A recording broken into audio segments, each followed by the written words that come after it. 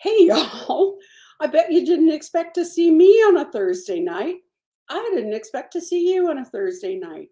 But holy cow, have we got stuff going on. First of all, we have a verdict in the Murdaugh case, and it came less than 3 hours after the jury got the case. It's absolutely mind-boggling how quick this verdict came. This is the instant that the verdict was read, and I feel terribly for Buster Murdaugh because he's got a long and hard road. But it was absolutely incredible that the jury got that case. We've heard that their initial vote was 11-1, and they then continued to deliberate. And when the court clerk came in and asked if they wanted to order dinner, they said, "Oh, don't bother. We'll be done in 10 minutes." Just an incredible result. It's unheard of for a jury in a complex case like this to come back that quickly. And you've got to think that it had to do with the you'd think hadn't been busy all day. You have to think that the kennel video was what tipped the jury over. The very fact that he had lied about being there, that he was there just minutes before all of the experts say the murders happened. I think it was as close to a slam dunk as you could get. I thought about this a lot on my way home after hearing the verdict, and thought to myself, this is Paul speaking from the grave, because had he not made that video about the dog's tail, we wouldn't have gotten this result. But the fact that that video turned up on his phone was, I think, what really tipped the jury over into making such a quick decision. So really interesting. It has been a really interesting trial for anyone who enjoys watching trials. I think that it was very instructional. I think that both sides, frankly, did a very good job. Now, I will say that I did not think that Jim Griffin presented a $1 million closing argument. I thought it was tedious, I thought it was slow, and I thought it was uninspired. And that was really sort of made even more evident when the prosecutor, Murdaugh, got up and gave that very folksy but very impassioned rebuttal closing. I think in a lot of ways, Creighton Waters' original closing sort of teed everything up for him, and then he just knocked it out of the park. So that was a really impressive showing on his part. I thought, as I was listening, now that's how you do closing. So it was, I think, for anyone who wants to learn more about trial practice, I think they all did an excellent job. I thought the judge was a rock star. All of the attorneys did a really good job. And I want to point out a couple things. In a courtroom, courtrooms are not necessarily built because they were all built 30, 50 years ago or more. Courtrooms are not always very well engineered to use technology. So I recognize that there were a lot of times when there was, can I have the computer input and can somebody get the Elmo up and all of that. But I will say, as a whole, they did an excellent job in managing all of those technology pieces. Additionally, it's a little hard to, maybe a little deceptive from the way the camera angle is, because they angle the camera to keep it from showing the jury. the angle of the camera was a little deceptive as to how much space there was in front of the bar.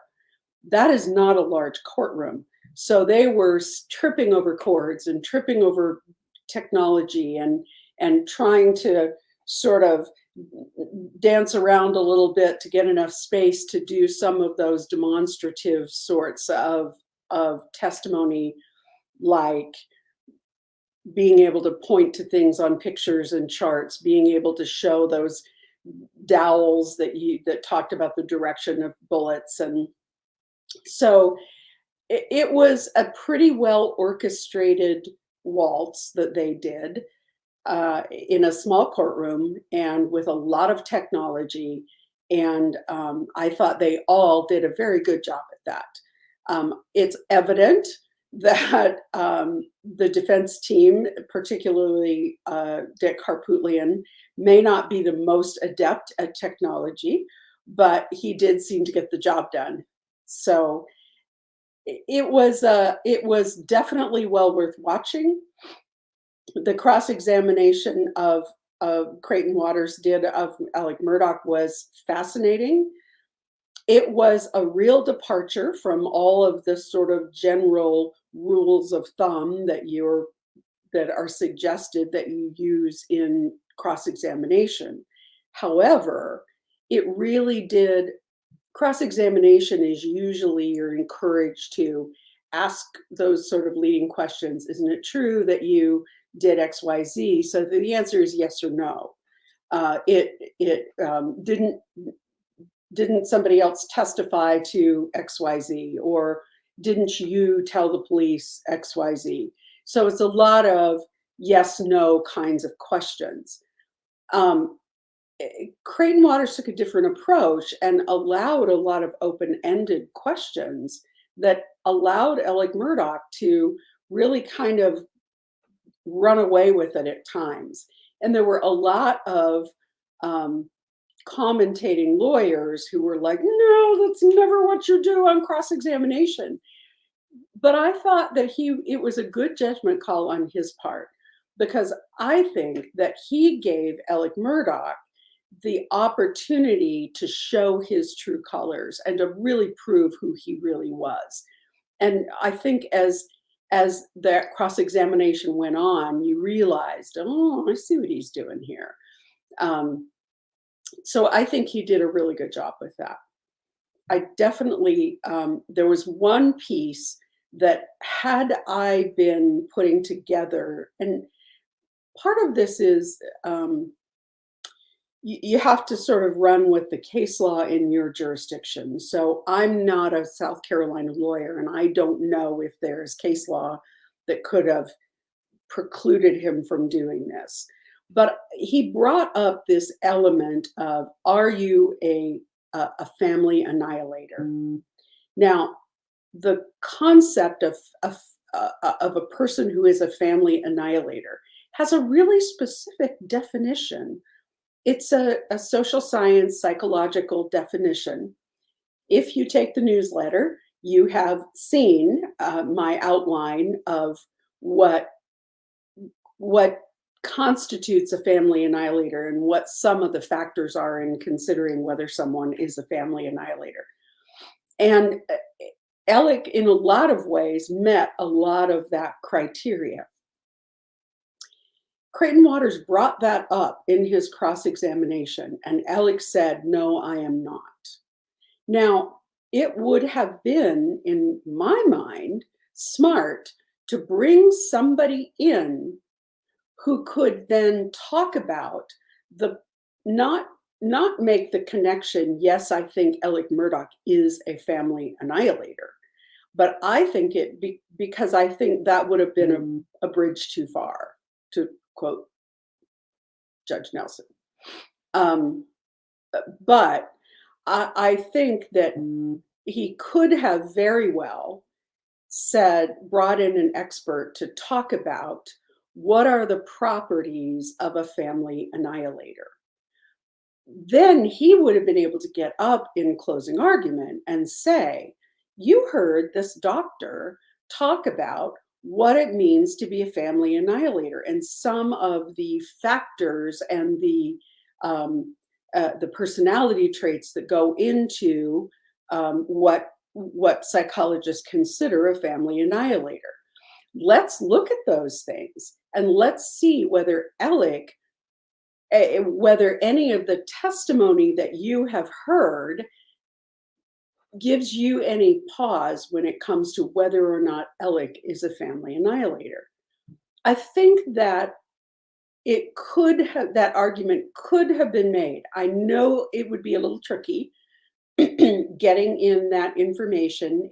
That witness might not come in over the objection of the defense saying, that it's too prejudicial or that it isn't relevant. So, I think that it might have been an uphill battle to get that in, and that is very well maybe why Creighton Waters didn't do it.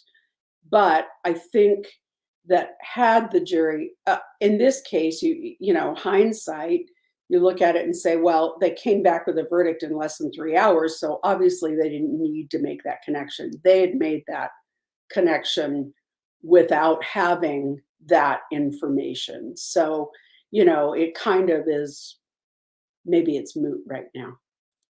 So, Michelle makes a great point. I thought we'd chat for a few minutes about things that have been going on in this case.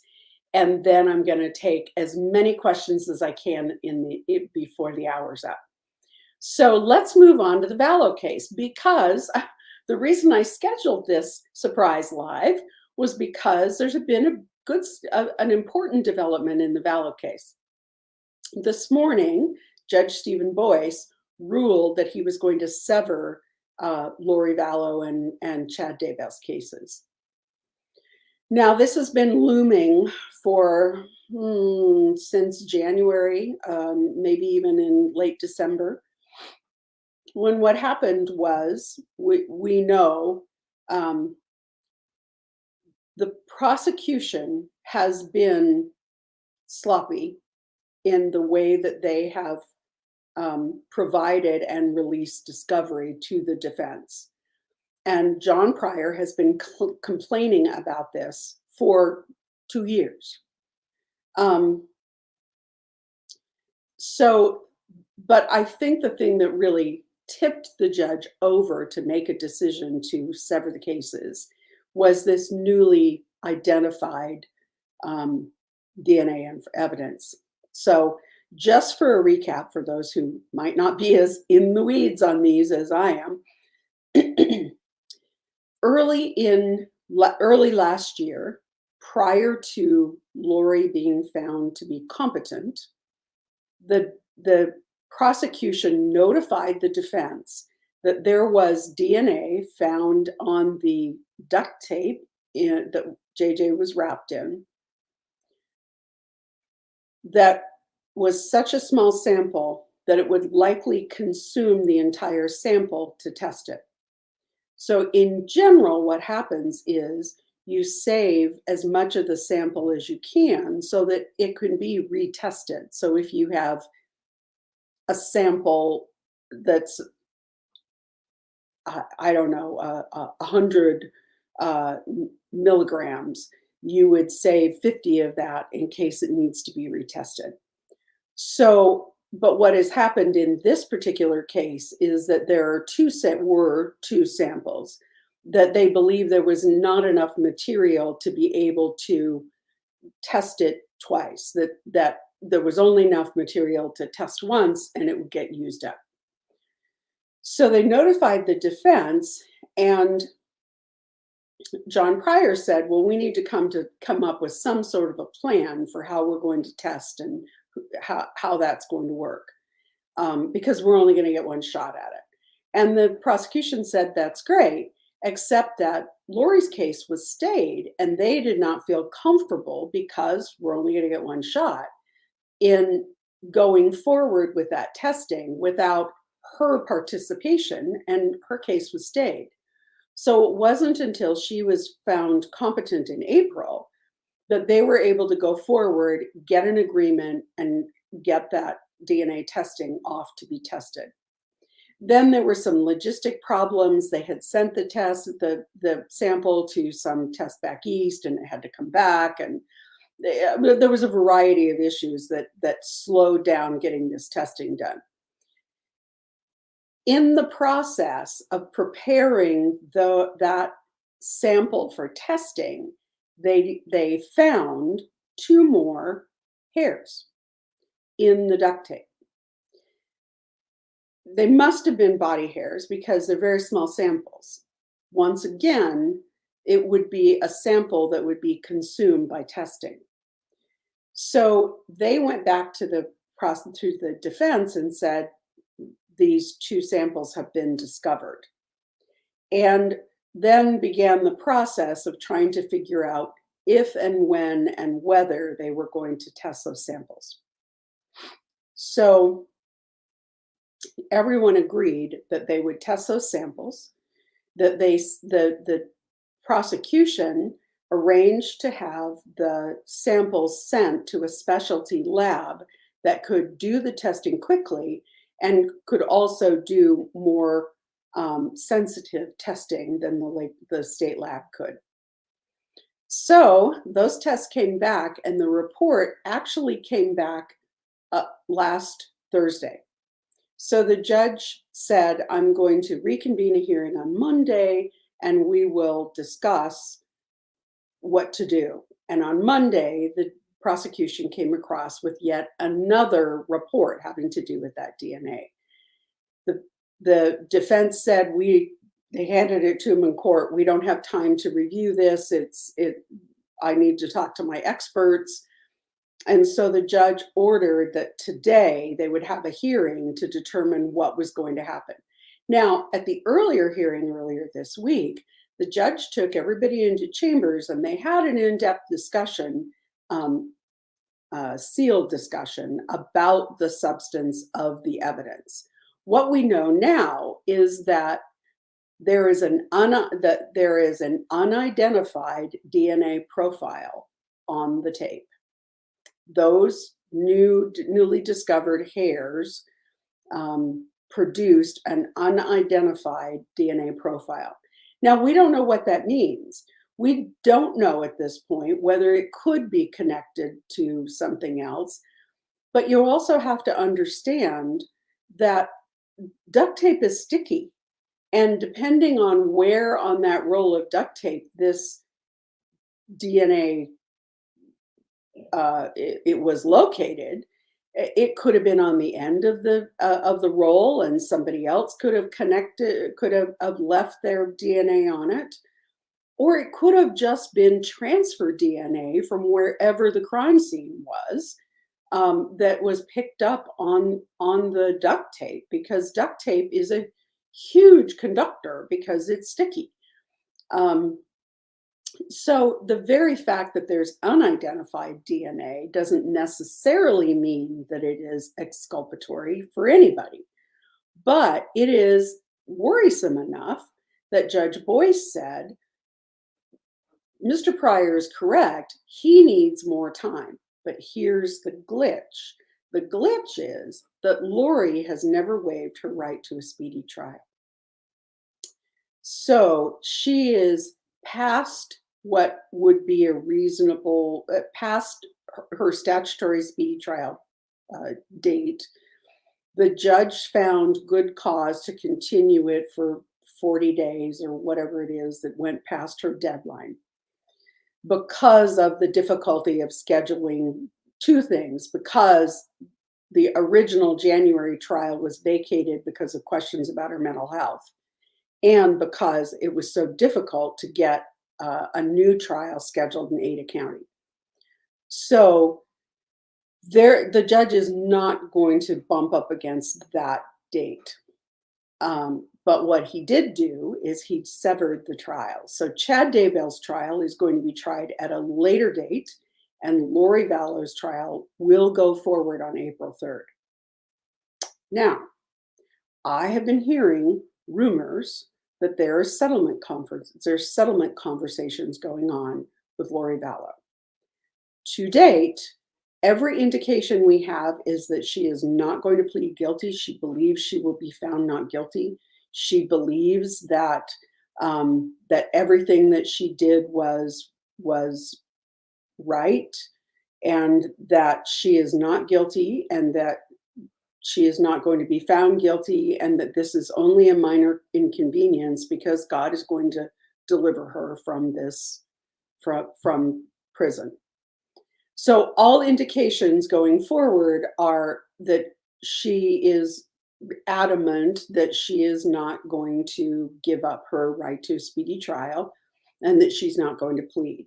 But there are rumors out there that there are plea discussions going on, and that there's, as I have said before, you literally can settle a case all the way up into trial.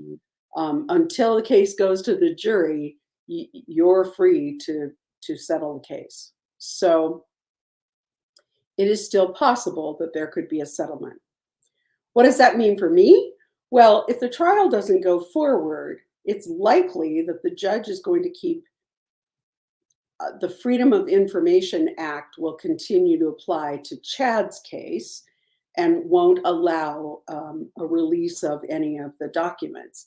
If Lori settles her case, pleads out, then her case will be adjudicated, and I will be able to get a lot of things through the Freedom of Information Act. However, it will be more difficult because Chad's case is still going to be pending.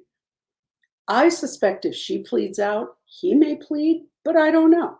It's very difficult to say in these kind of cases, and particularly where we have had so little information because the information has been kept so close to the vest.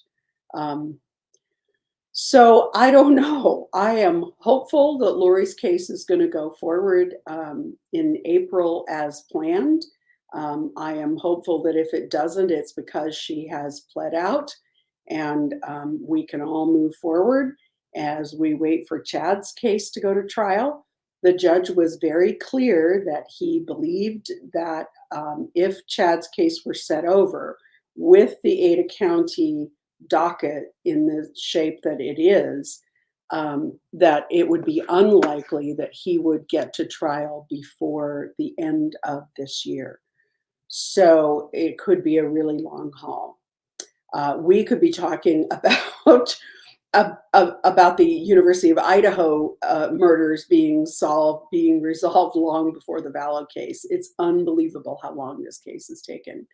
I mean, if you look at the Murdaugh case and the fact that they invoked his speedy trial rights, and this trial was set within his speedy trial rights, and he has been tried and convicted. It's incredible that it has taken this long for the Vallow case to go forward. So I am keeping my fingers crossed that we're going to have a trial in April. If not, I'm keeping my fingers crossed that it's because she has pled out, and we'll see what happens. So with that, I would love to hear your questions and comments about what happened today. It has been insane. My phone has been blowing up all day. And so I'm anxious to hear your thoughts. Elvie, question, could Lori change her mind and waive her speedy trial days before trial? Yes, ma'am, she could. And that would be my worst nightmare because we would be looking at another year or two before this damn thing gets to trial. And I have a very patient publisher out there waiting for a book. So, but she could, yeah. The DNA being tested was found when? December? I think that's right. I think they notified the defense that the DNA had been located right after Christmas, like maybe Christmas Eve or the day after Christmas. They notified them that DNA had been located. So it has been a scramble to get that DNA tested. However, the prosecution has been incredibly sloppy. Just this week, they gave the defense interviews that were done in 2020 recordings of interviews that were done in 2020 that had never been turned over to the defense.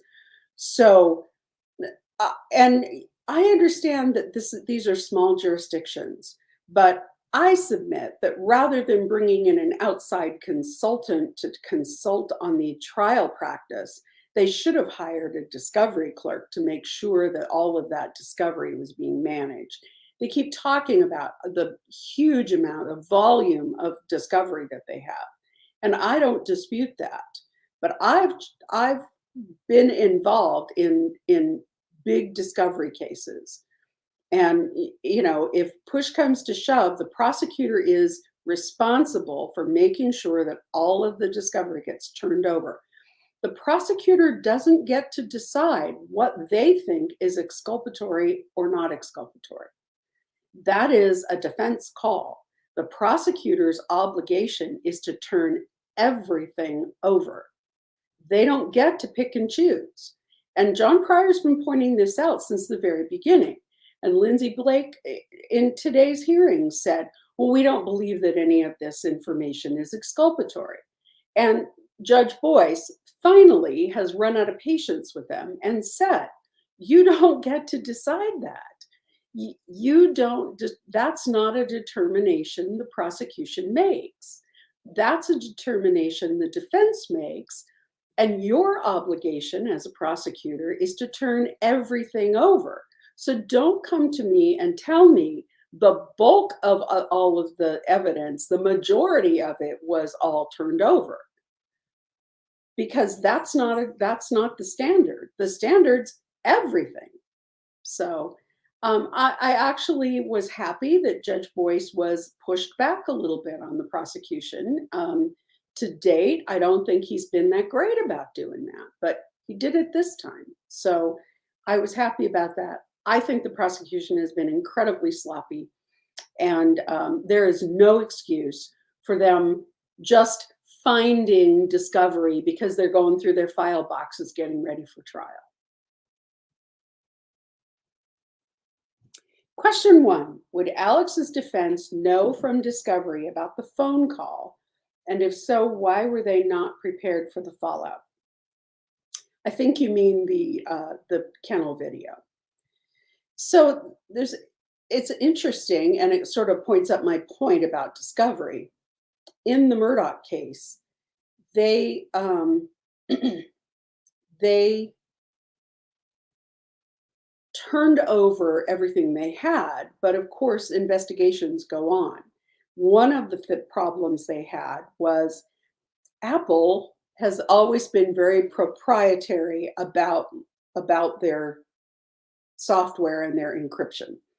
And it's very difficult to get into an iPhone. It's difficult for law enforcement to get into an iPhone. So what happened was they had to send that Paul's phone to the FBI. And the FBI had it. And a year later, the FBI was running their software. And the guy who was doing the extraction thought to himself, I wonder if they've tried all of the typical passwords. And so he put in a couple of options, one of which was Paul's birthday, and the phone opened. So they didn't have to crack the iPhone. They were able to do that extraction. But it wasn't until a year later that they discovered that video on Paul's phone.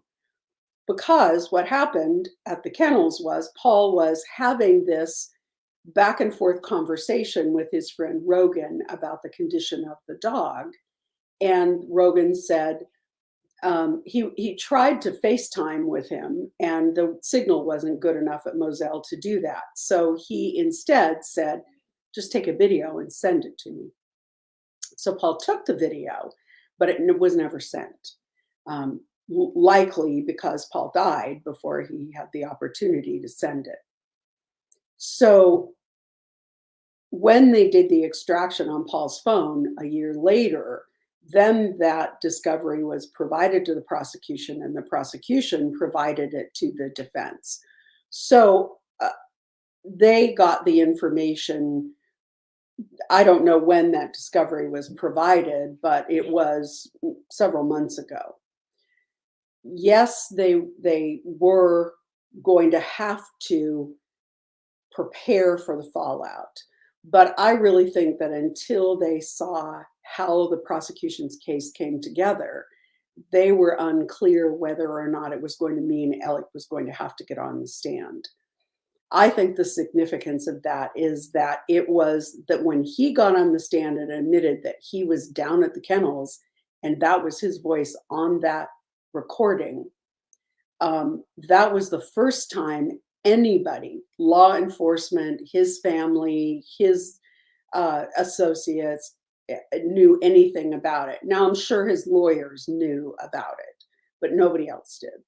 So, and yeah, I think they had to prepare for the fallout. I think that's why they grudgingly allowed him to get on the stand. I don't think it helped much. I think it the kennel video was going to be damning no matter what, and I don't think that he redeemed himself by getting on the stand and saying, "Yeah, I lied, and it was because I was all of these reasons. I was paranoid. I was on drugs. I thought the sled agent was somebody else." I mean, he had a whole litany of reasons why he lied, but he's a guy who can justify lying just tying his shoes. So.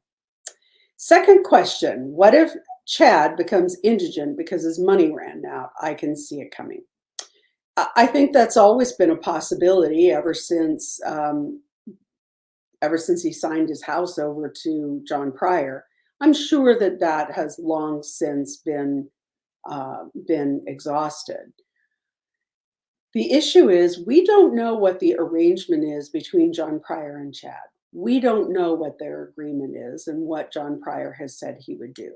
If John Pryor said, I will accept the case for whatever the equity is in your house and I'll stay on as long as it takes, then I think that's where they go. If John Pryor has said, my resources are exhausted and I don't have any money to pay for experts and all of those things, I think you need a public defender, then that's somewhat different. But we don't really know what the agreement is. It's really hard to tell whether he will. He could. We know that he would qualify because he's in jail and has no obvious means of support.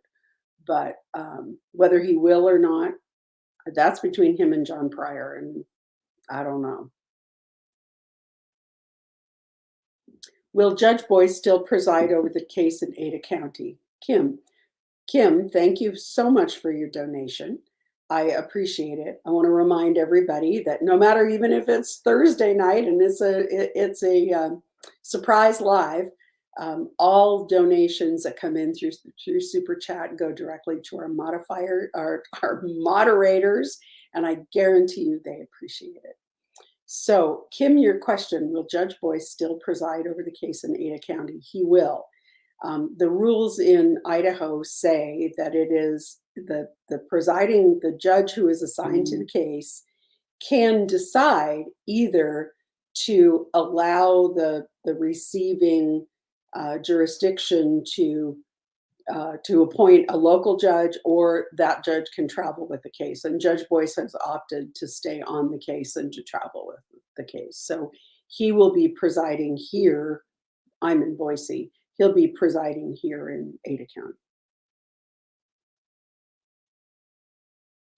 Ladybug Lady, question, can they testify against each other now? Probably not, because, well, not now. Once Lori's case is over and her case is adjudicated, she no longer will have a Fifth Amendment right against self-incrimination. So they would be able to call her as a witness, but the case has to be adjudicated. Just severing it doesn't mean that they can call each other as witnesses.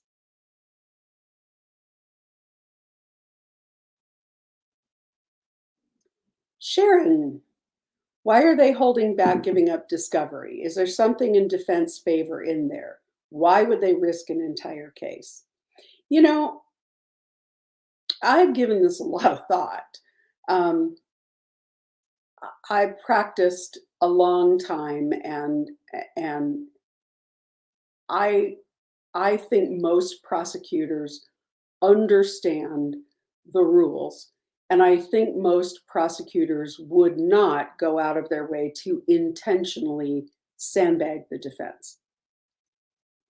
That said, I've had it happen on a couple of occasions. Um, but I think probably more than anything, this is a small jurisdiction and a very big case. And I think they have been immensely sloppy. As I say, I don't know why in the world they're going out and getting Rachel Smith to come in and consult on the case and not going to the extent of hiring somebody to manage the discovery in this case. In larger district attorney offices, it is not uncommon for a big case like this for a single person to be in charge and that to be their job, to prepare all of the discovery and to make sure that it is available. So I I think this is just plain inexperience and sloppiness on the part of the DA's office. And it's unforgivable. I mean, if I were in John Pryor and Jim Archibald's shoes, I would be outraged as they are. I would be outraged with the fact that they are smacking me up the side of the head with new discovery days, literally days before the trial. And some of that discovery has got to be investigated. It's got to be culled through to make sure that there's nothing in there of any importance. It's got to be analyzed by your own investigator and your own expert. There's just no other way around it. So I don't think they intentionally risked the entire case. I mean, these are prosecutors who could have turned this case over to the state AG and opted to keep the case because they felt that they had an obligation to continue on the case.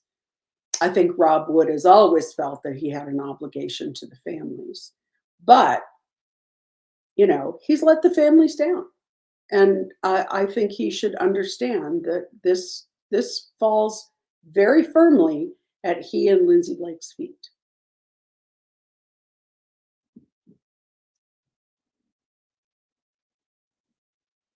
Girl baller. Wouldn't it have been hard with two parties? Like some evidence might be objectionable for one party and not the other. How would the jury handle that? I can't imagine the objections and the sidebars. I guarantee you there would have been many objections and lots of sidebars. I've tried co-defendant cases before, and it does get, I mean, the choreography gets a little complicated. It certainly can happen that evidence that might come in for one might not come in for another. That's the Bruton case and that scenario where you've got, in the Bruton case, it was somebody who'd made a confession. One defendant had made a confession and it couldn't come in for the other defendant as well. So they're complicated and they're hard. It's a choreographed waltz, but they happen all the time. So experienced judges probably would have been okay. I always had some concern about whether or not Judge Boyce would be able to manage all those moving pieces, but he was insistent that that was going to happen. I just think that the prosecution, the responsibility for the fact that the prosecution is going to have to try this case twice, that Chad Daybell is going to get a look at Lori Vallow's case and all the evidence, all of that is purely their fault. They are the ones who shot themselves in the foot because they had a judge who was adamant that he was not going to sever this case. From day one, Judge Boyce was adamant that these folks were going to be tried together. So they had to go a long way to screw it up, and they did. So it will be very interesting to see. Trisha the Trucker. Hey, girlfriend, where are you tonight? Drop it in the comments and let us know where you are. Um, your question. So if Lori is convicted, then she still can't testify against Chad at his trial down the road. No, she can. Once she is convicted, once her case is adjudicated, she could be found not guilty, or she could be convicted. Either way, once her trial is over and adjudicated, she no longer has any protections under the Fifth Amendment, so she could be called to testify against Chad. I think that's the biggest liability that John Pryor faces in getting the cases severed.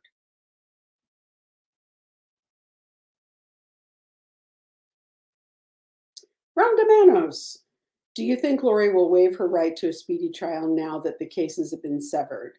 Then Archibald can request a continuance too. Seems almost planned, in my opinion. I don't think so at all. I don't think that she will waive her speedy trial. If she were going to waive her speedy trial in order to keep the trial together, she would have done it before, but she has been adamant about not waiving. So I don't think she will. She could, but I don't think she gains anything. If anything, because what would happen is if she waives her speedy trial, the judge is going to join the case again, and they're both going to get tried together again. So I don't know that she gains anything from that.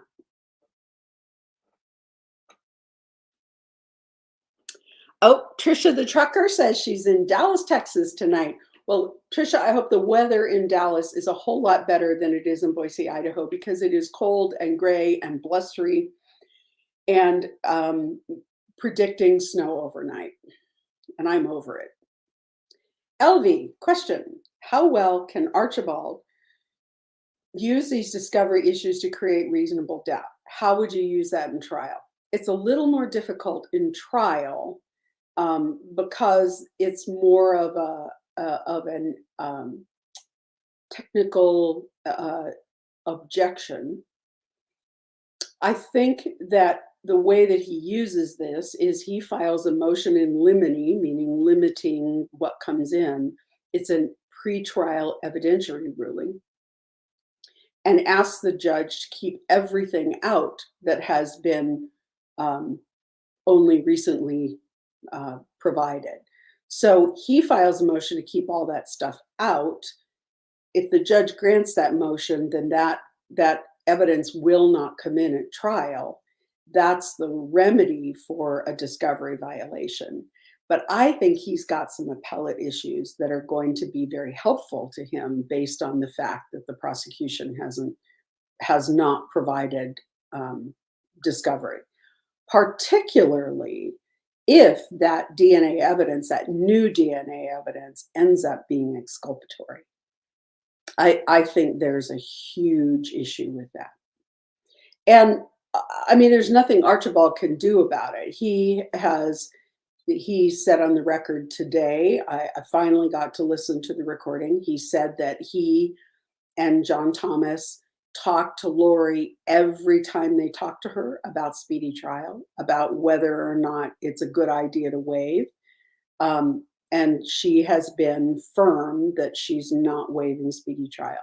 And I do understand they have a responsibility to bring that up and to address it with her every time they talk to her so that she has the option to change her mind. But they also are required to respect that decision from her. So I think that it is possible that if that new DNA evidence turns out to be exculpatory evidence, that could be a really big furball. That could be a huge issue. We could be talking about Innocence Project level issues. So, and I don't think anybody wants that. So it's unfortunate, but this is the corner that they have all painted themselves into.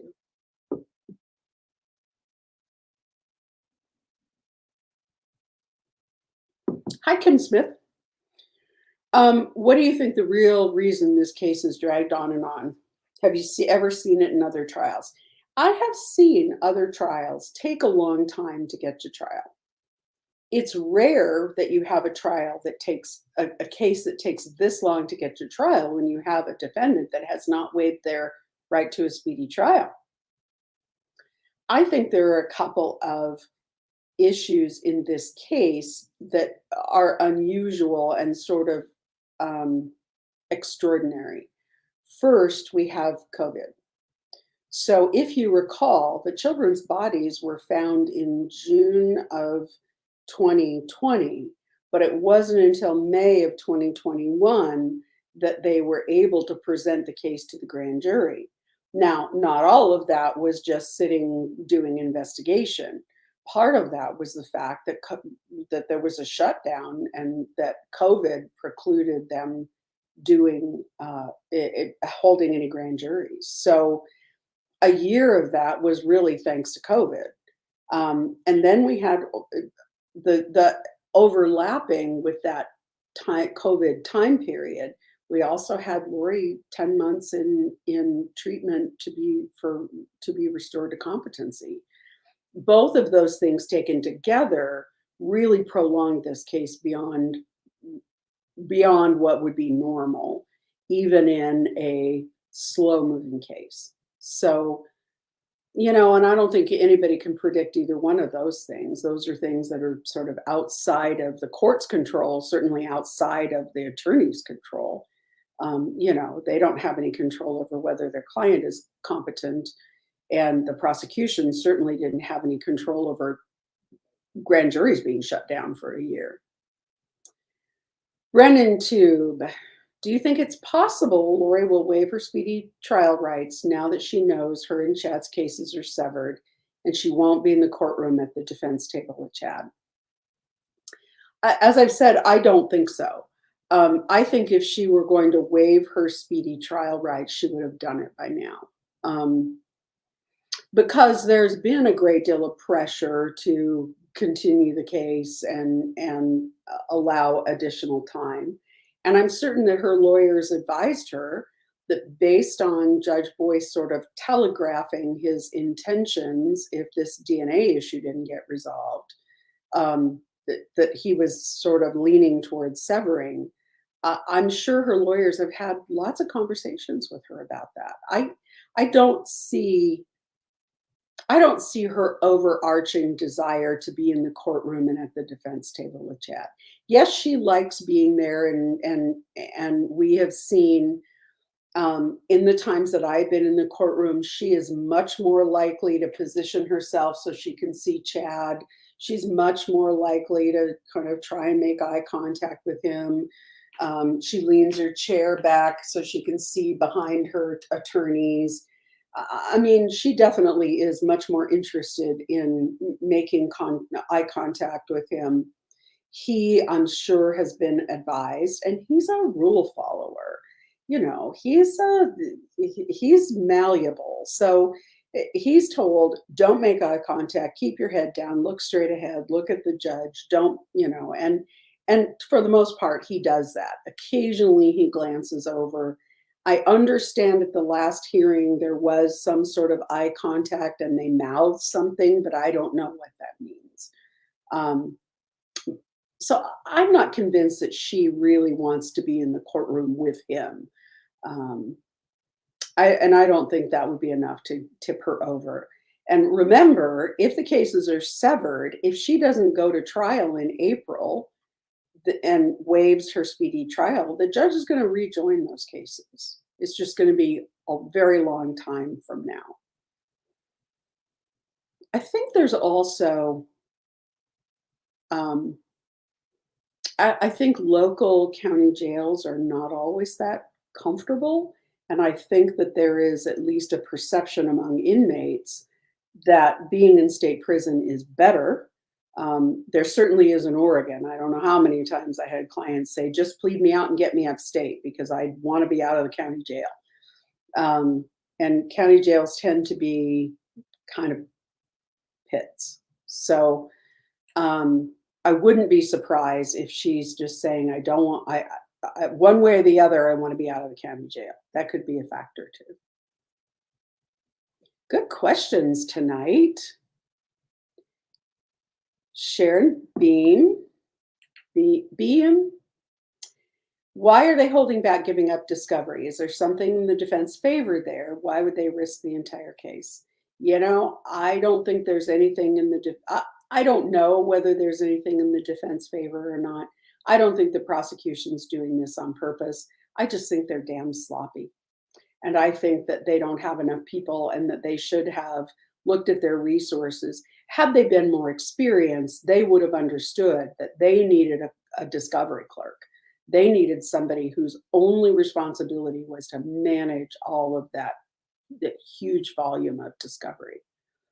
But that's not how they saw it. And they're paying a pretty penny to have Rachel Smith come in and advise them.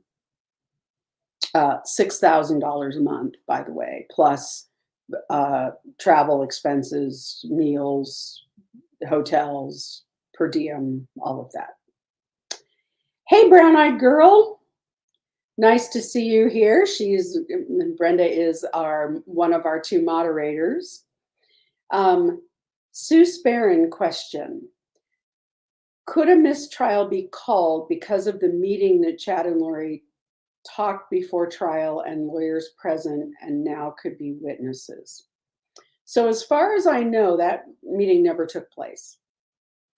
The only way that that meeting could have taken place would have been an agreement among everyone that that meeting would be confidential and that the lawyers would not be called as witnesses. But as far as I know, that meeting never took place. They asked for it and the judge denied it for those very reasons. He felt that having them all together would create a lot of problems in terms of attorney-client privilege and in terms of whether or not the lawyers could be called as witnesses. So it's a good question, Sue.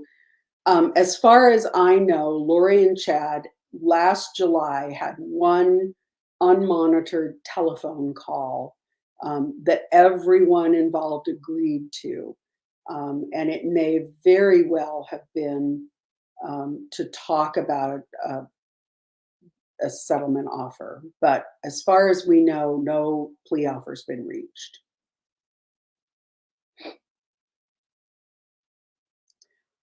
Fun to ski. Oh my gosh, I could see David Warwick, Mel, or even Chad's children could have been there, DNA present on the duct tape, depending on where the duct tape was gotten from. Well, see, I mean, I agree. If the duct tape came out of Chad's shed, everybody who was at Chad's house could have had their hands on it. I mean, it could be Garth's DNA. It doesn't mean Garth was involved in the murders. It just means his DNA was on a roll of duct tape that was laying around.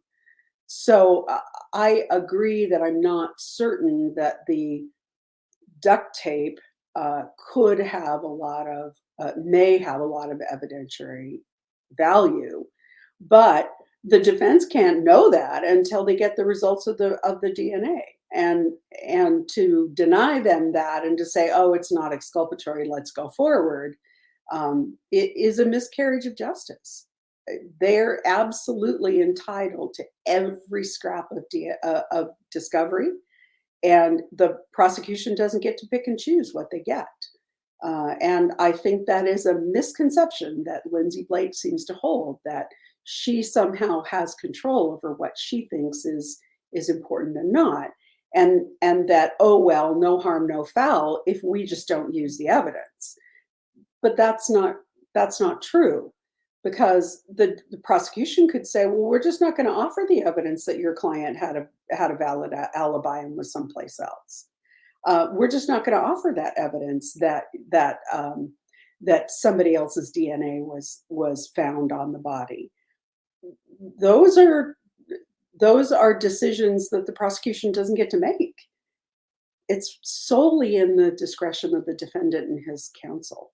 So I agree that the DNA could have come from anywhere. Duct tape is notorious for having spurious DNA in it because it's sticky and it's rough on the outside and stuff sticks to it. But that doesn't mean that they are not obligated to turn it over. So who knows whose DNA is on it? It's an unidentified person at this point. They did say that they are going to use some of the genetic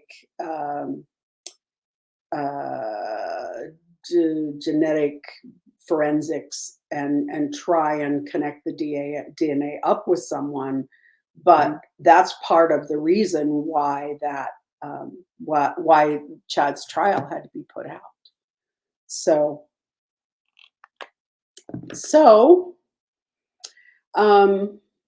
yeah, I think it's going to be really interesting to see how this unfolds.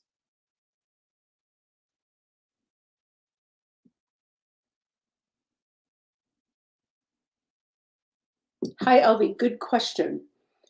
Wait, so Lori and Chad have a no contact order. So how and why would that even be allowed? I don't get it. The judge is the person who issued the no contact order, and the judge can modify the no contact order to allow contact under specific circumstances. So it's really up to the judge. It's a discretionary thing with the judge. In general, they are not allowed. They were told to have no contact with one another.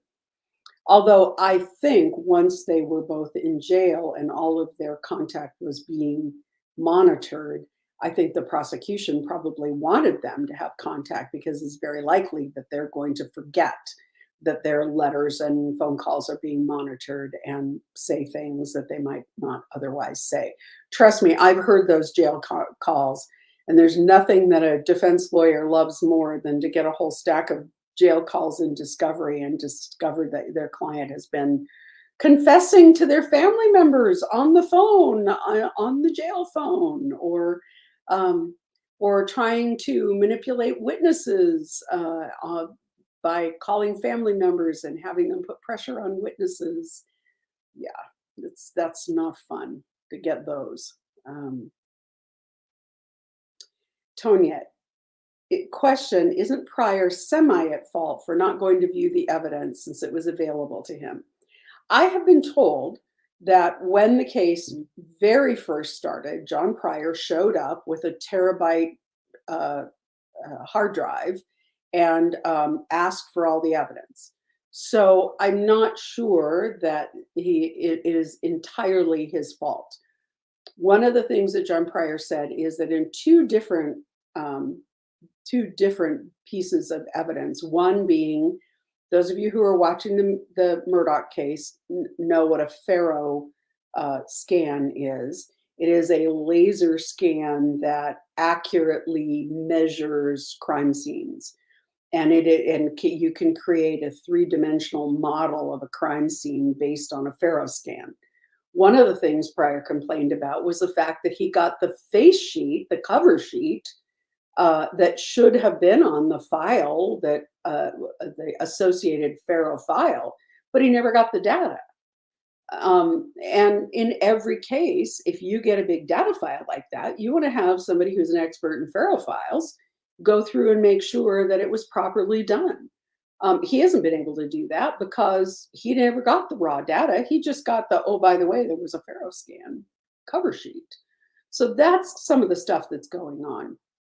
I don't know that, yes, in a very complex case, in a death penalty case, a lawyer or the lawyer's representative, say their investigator, should be making an appointment with the prosecutor's office and should be going down there with the technology and the storage space to be able to completely go through every bit of evidence that they have and should be able to identify what they're missing.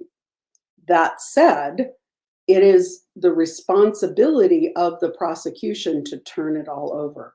And it is the responsibility of the prosecution to go back to law enforcement and make sure that they have it all. there's always this discussion about, well, prosecutors don't have to go out and investigate the case themselves, and prosecutors don't have to go out and scare up exculpatory information. All those things are right, but prosecutors, in no case can the defense go directly to law enforcement and ask for their files. You can't do it. John Pryor cannot call up the state crime lab and say, I want that report. He can't call up the state police and say, I want everything you have on the Daybell case. All of that has to go through the prosecution. What that means is that the prosecution has to go back to every one of those agencies and follow up and say, has anything else come in we don't have? Do you have any other information we don't have? That's why you need a discovery clerk, because the discovery clerk would be going out once a month to every one of those agencies and rounding up all of that new discovery. The discovery clerk would know what they had versus whether or not there was anything new. So yes, Pryor has a responsibility to check and double check, but the fault really is with the prosecution. And I do know, because I was told, that John Pryor was very, very quickly was there saying, I need all the discovery early on in the case. I have no reason to think that he hasn't been doing that all the way along, because he's been complaining about discovery for 2 years. So it would make sense to me that he's doing everything he can to get the discovery, because for no other reason, he wants to be able to support his complaints by saying, look, I've been there. I've tried to get this discovery. I've tried to go through their files. I've tried to, so yeah, I mean, discovery is a responsibility for both parties, but in a criminal case, the bulk of the responsibility is on the prosecution. So good questions tonight. We're at the 1 hour mark, so I'm going to take a couple more questions, and then we will table this until tomorrow night. My gosh, tomorrow night, because tomorrow night is Vallow Daybell night. And so we can go even further into this. KS, since the trials are now severed, will you wait until after Chad's trial to finish your book? I hope not. I really hope not. First of all, books take a while. I have promised my publisher that I would have a manuscript to them within 6 months of the final verdict in the trial. I really believe that if Lori's case goes to trial, I should be able to meet that deadline. Now, it may be that Chad's case comes to trial somewhere around the end of the year, and I will be able to incorporate anything new that comes out of his trial into the book. But my hope is that if Lori's trial actually goes, and in April, I figure it will finish around June. That gives me 6 months, so it'll be around the first of the year that I would get my manuscript to my publisher. And I'm really hoping that we'll have a book out in the fall of next year. So I think that's what they're hoping.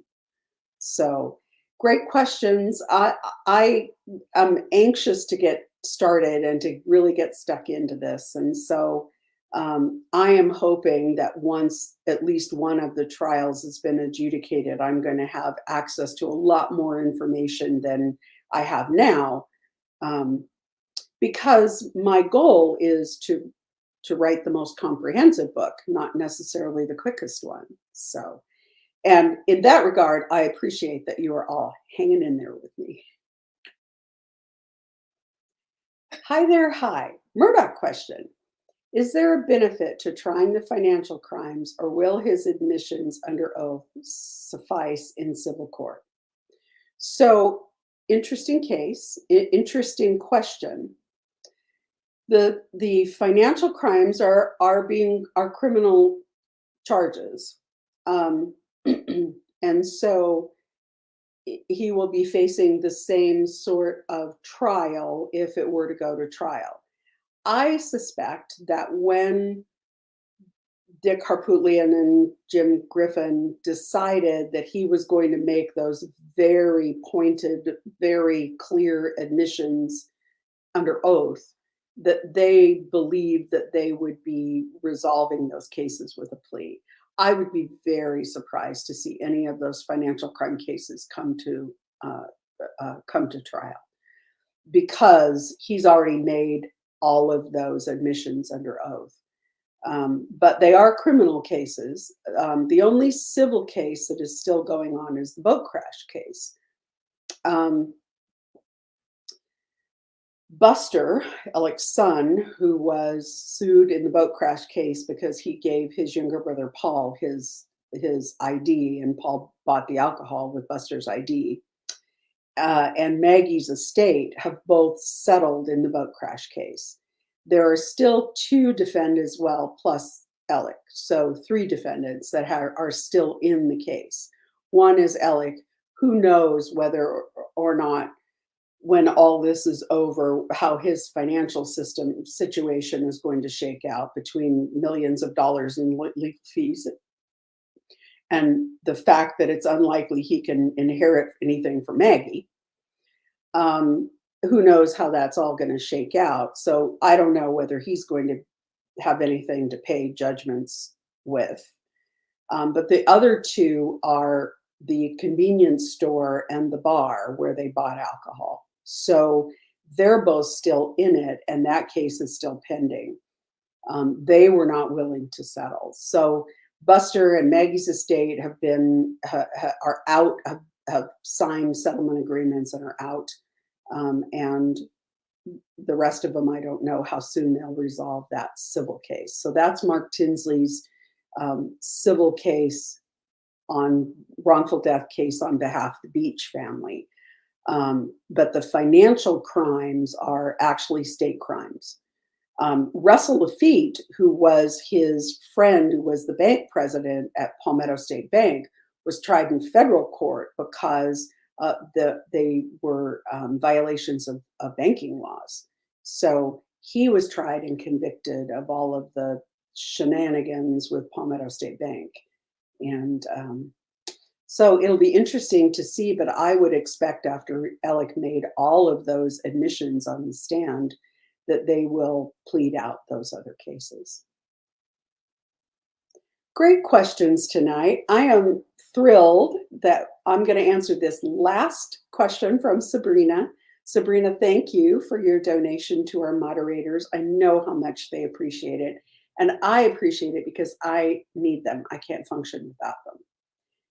If Lori waives speedy trial, will the cases be rejoined? Could we now see Chad's trial televised since he was against removing cameras? Interesting questions.